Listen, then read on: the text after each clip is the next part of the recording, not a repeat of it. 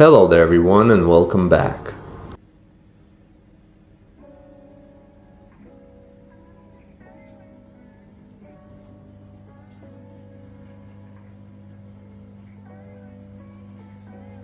So today guys I want to talk about the Worx vacuum cleaner, and let's start off with the price. So I got this one without the battery and without the charger for 110 pounds.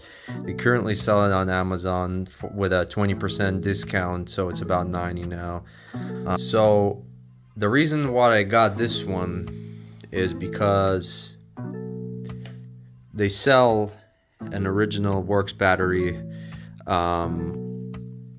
and it's about 60 pounds if you want to get it separately. However, I got this, let's say analog, or that has the same specs for 30 pounds as well.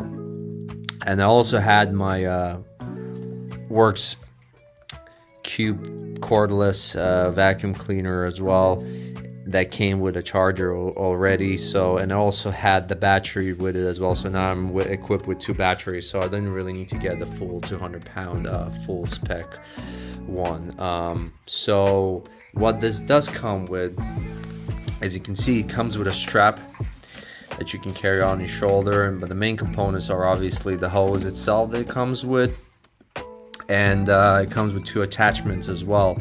You can play so one attachment is this one, probably the one that I'm going to use the most. The only thing is, what I would advise to do if you want to work on upper panels, let's say, you want to tape it off with duct tape so it softens up, so the surface, the tip is softer. The advantage of this one, for example, it has a rubber tip on the side, so it would never, you know, it won't scratch or anything like that. But this one requires some taping, and this one unfortunately does not fit on this hose attachment. So the next attachment it comes with is this one. You can put it on the side here. It can be attached on the side for bigger surfaces, basically. Maybe could come useful in luggage compartments, working on bigger surfaces. There are other attachments that come with this vacuum cleaner I've seen on the pictures, but to be honest, I'm just gonna go with the ones that I have currently, and I'm really not interested. So regarding the batteries and the spec of this, so this vacuum cleaner is, as it says, it's 16 kPa suction power, which, to be honest, is 1.5 times stronger than that one, because that one is like 10 kPa. This is like 16 kPa. So what I would suggest you guys is to get a bigger battery with this vacuum cleaner. This is just my let's say auxiliary battery. I just use it just in case, because I got it with that one. This is my spare battery. This one is I'm gonna use the most. This is an alternative battery. It's at the same level of quality as this one, but you know, it has the same stats. This battery has the same stats as the Worx battery itself, and it's twice as cheap. So yeah, you save a little bit of money there. You put the battery inside there.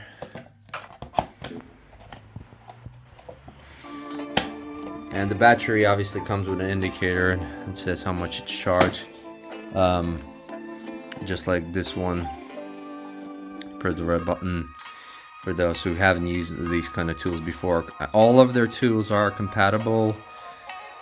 They share the same power battery, so it's an 8-liter capacity tank you get. All you need to do is just open them up like this. There are two latches. Then you can simply detach the whole, this is the whole 8-liter compartment. And I also haven't mentioned, but this is it's a dry and wet vacuum. It basically means you can absorb liquids with it. So, and it comes with a filter. From what I've read, it can actually, this filter can be detached and can be washed. It's reusable, and it's also replaceable. You can replace it. There's a seal here so nothing comes out.